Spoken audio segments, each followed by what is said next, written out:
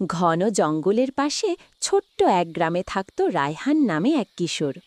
একদিন সে জঙ্গলে কাঠ কুড়োতে গিয়ে হঠাৎ ঝলমলে সবুজ আলো দেখতে পেল। আলোটা ছিল এক অদ্ভুত সুন্দর টিয়া পাখির ডানায়।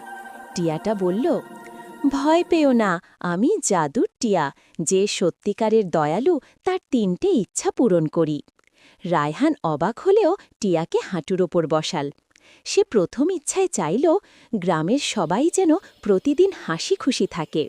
সাথে সাথে গ্রামের আকাশে রংধনুর আলো ছড়িয়ে পড়ল, মানুষজনের মন ভালো হয়ে গেল। দ্বিতীয় ইচ্ছায় রায়হান বলল, আমার অসুস্থ দাদুটা যেন সুস্থ হয়ে ওঠে।